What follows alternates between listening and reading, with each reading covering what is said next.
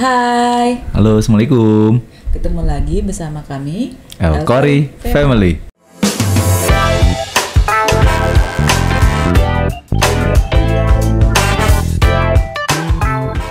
Bersama saya Rizky. Dan saya Dr. Eko Setiawan, SPOG. Oke, hari ini kita mau bahas apa Apa nih? tentang salah satu juga pertanyaan yang banyak banget ditanyain sama gomil-momil Momil-momil milenial. milenial, yaitu boleh nggak dok minum kopi? Aduh, itu even dulu Bi ya, waktu bunda minum hamil Nara kan gitu. Aduh, kopi itu memang sangat dirindukan. Ya. Dan penyelamat sih ketika kayak agak-agak sedikit kurang tidur, bad mood gitu. Cuman sebenarnya boleh nggak sih Bi minum kopi? Minum kopi, Iya. hamil, boleh nggak ya? Soalnya banyak loh Bi, sampai yang ada momil yang udah 7 bulan, bayangin 7 bulan, wow itu berat banget tuh nggak minum kopi. Ya. Wow, itu luar biasa sih. Gitu, boleh nggak jadinya? Boleh ya? Boleh. Ya, boleh tuh sebanyak apa, gimana? Emang kenapa nggak boleh? Itu kenapa sih Bi? Oke. Jadi kopi, kenapa sih kopi itu ada pro kontra, boleh nggak boleh atau dibatasi gitu? Sebenarnya bukan salah si kopi. Bukan salah si kopi sih sebenarnya. Sebenarnya yang menjadi utamanya adalah kafein. Kan kafein ya? Kafein. Jadi kalau kopi itu nggak mengandung kafein sebenarnya nggak salah ya? Enggak juga sih. Oke. Dan nggak mungkin juga nggak ada kafein ya kan? Ada Gitu. kopi. Oke. Jadi kopi itu identik dengan kafein. Nah si kafein ini sebenarnya yang dibatasi, diberikan oleh untuk ibu hamil. Nah sebenarnya bukan hanya di kopi tuh kafein tuh bun. Ini di mana? Kafein tuh bisa didapat di teh, di minuman-minuman ringan atau minuman energy drink, Coklat? di coklat. Nah itu bisa iya. juga gitu. Jadi kafein tuh bisa didapat di mana aja tuh mam. Nah yang harus dibatasi itu bukan di si kopinya, tapi sampai kafeinnya. Nah, jadi kafein itu harus dibatasi. Jadi bukan hanya minum kopi. Saya nggak minum kopi dok, tapi saya minum yang lain yang mengandung kafein. Saya minum teh, sama kan? Saya makan coklat berlebih, sama kan? Atau dia lemes-lemes minumnya energy drink, minuman-minuman energy drink yang ada kandungan kafeinnya. Nah itu sama juga. Bisa bikin jos gitu kan? Iya. Jadi pokoknya intinya kafeinnya. Kafeinnya. Gitu. Oh gitu. Sebenarnya sih kalau kita minum, misalkan deh, apa sih dampak kalau kita minum makan makanan berkafein? Minum minuman berkafein. Sebenarnya makanan juga kan kalau dia mengandung coklat juga mengandung kafein ya. Ya. Minum makanan juga kalau mengandung kopi dia juga berkafein ya. Ya. Ya. Oh sebenarnya sih yang penting kafeinnya ya. Ya kafeinnya. Berarti kan permen Kalau kopi? iya permen kalau ada kandungan kafein juga harus dibatasi, bukan Betul, hanya kopi. Jadi intinya kafeinnya.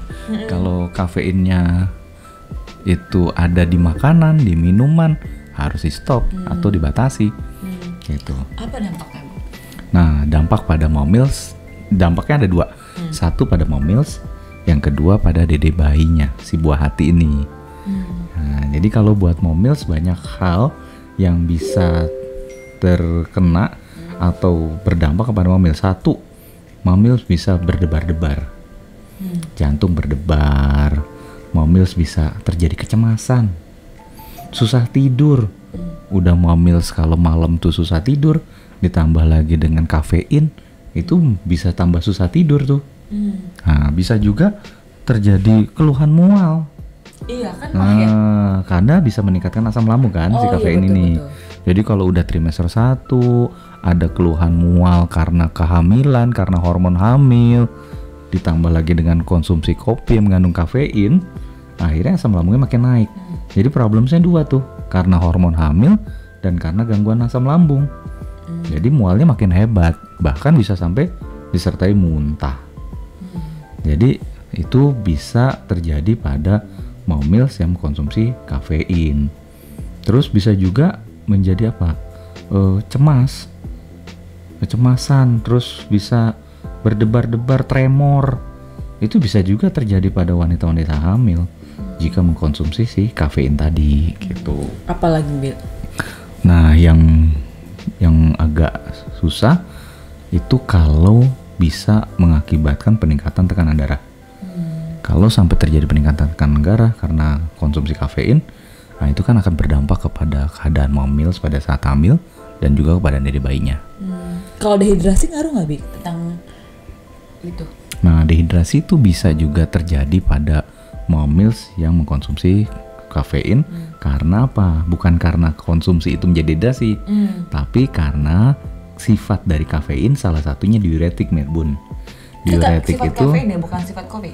Kafein. Jadi teh juga bisa ya? Oh iya, teh, kopi, alkohol bahkan sama, dia punya sifat yang sama, diuretik. Diuretik itu artinya menarik cairan. Jadi misalkan momel mengkonsumsi kafein dari kopi atau teh. Nah, dia bisa membuat pipisnya, urinnya lebih banyak daripada yang dikonsumsi cairannya. Misalkan mouse minumnya seliter, pipisnya bisa lebih dari 1 liter tuh. Gitu. Jadi artinya akhirnya cairan di dalam tubuhnya bisa lebih banyak keluar daripada intake-nya, konsumsinya. Nah, itu yang bisa mengakibatkan terjadi dehidrasi pada hamil. Air ketuban ngaruh juga kok kayak gitu? Nah, kalau mamnya secara tubuh cairannya itu kurang, dehidrasi otomatis produksi kepada pipis, pada air ketuban, pada cairan-cairan di tubuhnya kurang juga. Jadi cairan ketuban juga bisa produksinya jadi sedikit karena mamnya dehidrasi. Dampaknya segitunya ya? Ya, makanya pengkonsumsian kafein itu dibatasi untuk wanita hamil. Jadi boleh nggak nih? Boleh, tapi jangan lebih dari 200 mg per hari. Ngaruh nggak kalau misalkan hamil muda sama hamil setengah muda apa setengah muda ya? Hamil semester awal, semester kedua, semester ketiga tuh konsumsi kadarnya atau dosisnya tuh ngaruh nggak? Sama, ya. Jadi mau yang awal kehamilan, di trimester tengah, trimester akhir sama. Jadi 200 mg kafein per hari. Tahu yang itu 200 mg dari mana? Kalau Bunda beli kopi sasetan, kopi instan, di situ kan tertera kafeinnya berapa kandungannya. Nah, kandungan kafein itu yang dilihat. Kalau dalam satu bungkus itu kandungan kafeinnya sudah ada sekitar hampir 200 mg, ya berarti udah harus di stop gitu, karena bisa juga didapat dari yang lain kan, dari coklat, dari teh gitu. Nah, kalau kopi yang itu literan gitu kayak itu gimana? Ya dilihat di ingredientsnya. Biasanya kan kalau di kopi-kopi itu ada ingredientsnya ya, kafein, ada kandungan kafein. Iya, enggak, coba di deh. Kopi yang kayak yang Nah, itu tanya ke ininya dong. Wah, apa kabar Bunda ya? Bunda kalau minum kopi tuh itu suka 3 shot sekaligus segelas 3 shot. Itu kandungan kafeinnya harus dilihat tuh, Bu. Wow, itu aduh, untung aja. Oke. Terus akhirnya tapi berarti kan sebenarnya kan, tapi katanya kok beda nggak sih kalau kita konsumsi kopi kemasan yang instan sama yang kayak gelasan itu? Ya, kalau yang kopi instan tuh kan kalau Bunda sih minumnya ngerasa lebih efek ngaruhnya tuh lebih ngaruh berdebar-debar atau lebih nggak enak tuh kalau kopi-kopi yang yang beli yang biasa lah sekarang di hits itu. Tapi kalau yang kemasan nggak terlalu, itu bener ya nggak terlalu. Ya, kalau memang kopi instan tuh biasanya rendah sih kafeinnya. Jadi kalau kopi instan bisa sampai 2 cangkir kopi instan sih.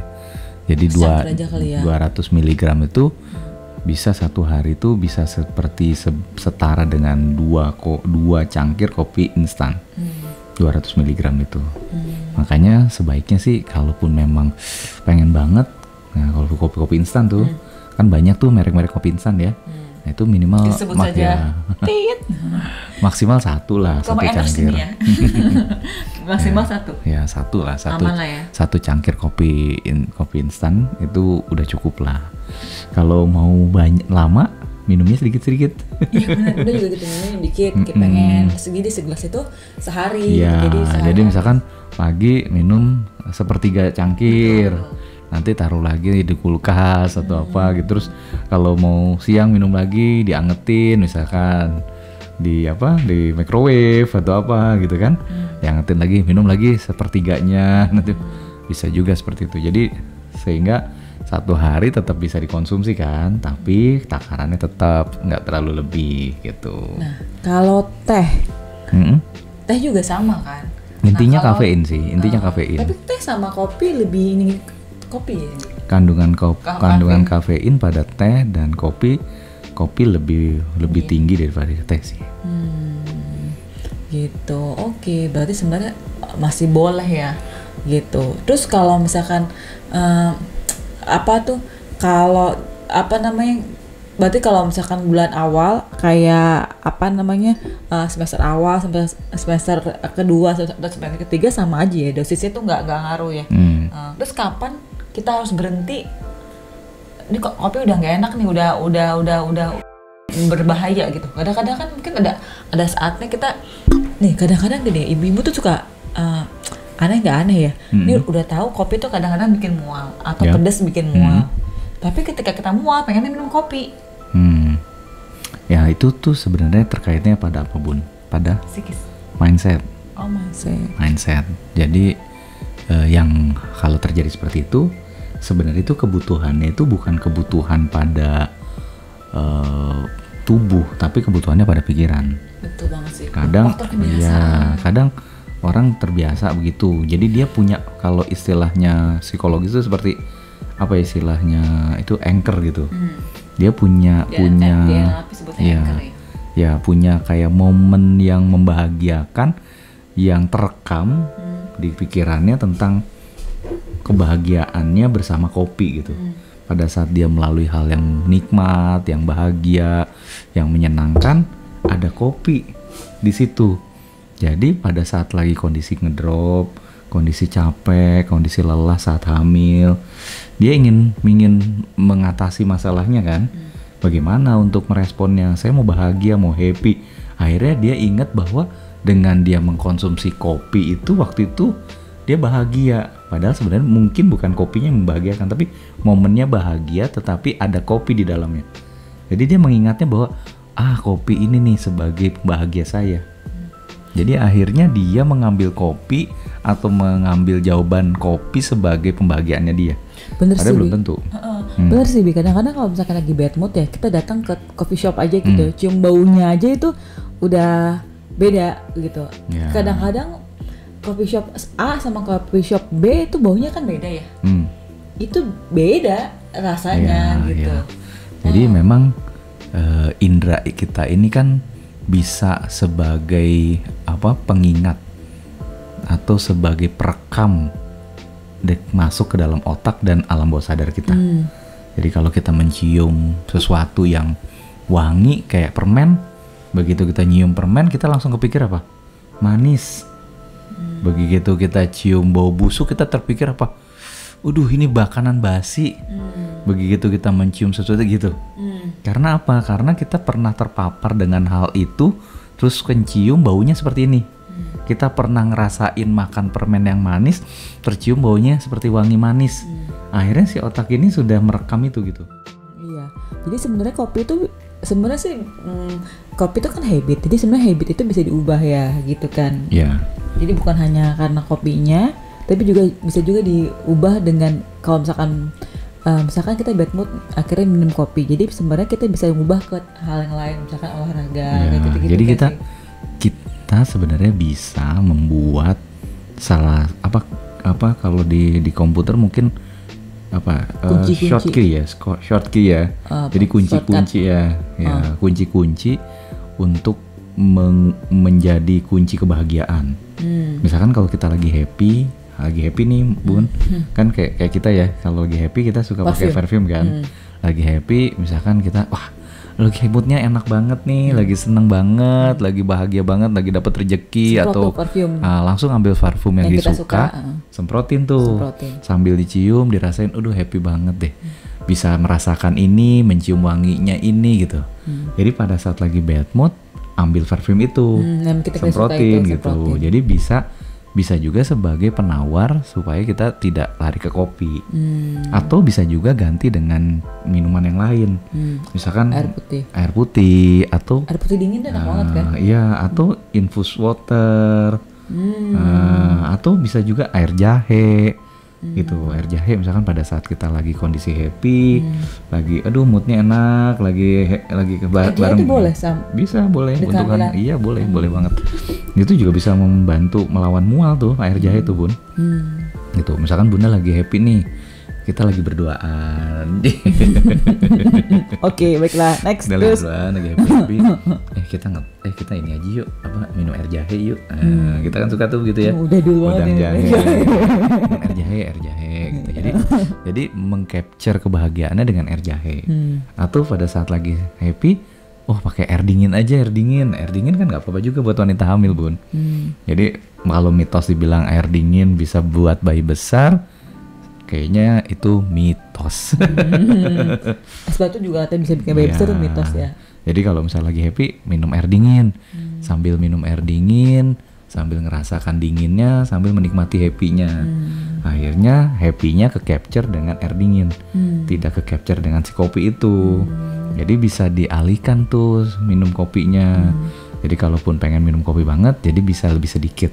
Akhirnya dialihkan dengan air dingin. Tapi jangan juga dialihkan ke yang minuman manis ya. Kadang-kadang juga tuh dia nggak minum teh, nggak minum kopi, tapi minum minuman manis. Misalkan bubble rasa apa? Ya kan, es sirup. Iya. Bisa seperti itu. Yang dialihkan ya. Jadi seperti itu. Bisa juga misalkan Bunda suka dengan minuman yang beraroma gitu ya, minuman beraroma, aromanya tapi cuman ini aja, rasanya aja gitu. Misalkan Bunda sambil minum pakai diffuse water, apa yang biasa Bunda itu wangi itu, diffuser. Terus pakai diffusernya yang ada rasa-rasa apa gitu. Misalkan rasa kopi atau peppermint. Jadi sambil minum sambil menikmati wanginya itu loh. Bisa juga gitu. Bisa juga ya. Iya, alternatif. Jadi artinya kepuasan untuk merasakan kenikmatan yang diraih pada saat ngopi itu bisa dirasakan, tapi kita nggak konsumsi kopinya. Gitu. Karena kopi itu selain buat dampak kepada mamils, berdampak juga kepada si dede bayi kan. Bahkan bisa sampai mengakibatkan keguguran loh Mal. Gitu. Keguguran, persalinan prematur gara-gara kopi. Kafein sih, bukan kopinya, kafein. Iya, makanya Dedi juga sebenarnya bisa bantu ya. Jangan minum kopi depan istrinya. Ya nggak bisa istrinya ya, gitu kan. Istrinya nggak minum kopi, bapak ini kopi, ya kan, ngopi. Iya. Gitu. Oke. Jadi sebenarnya boleh, cuman boleh, tapi batasi. 200 mg kafein. Atau 1 cangkir aja. Ya. Atau yang paling aman 1 cangkir kopi instan. Kopi instan. Iya. Berarti kalau itu setengah cangkir aja kali. Oke, berarti gitu kesimpulannya Mam. Kita boleh minum kopi kalau lagi hamil, tapi dibatasi gitu. Selamat ya. Selamat ya. Buat para momils yang pencipta kopi. Menjawab pertanyaan momil-momil. Akhirnya ada yang ngebolehin. Ya udah, sampai di sini aja kali ya. Oke. Oke, terima kasih semuanya yang udah nonton. Boleh minum kopi. Bye.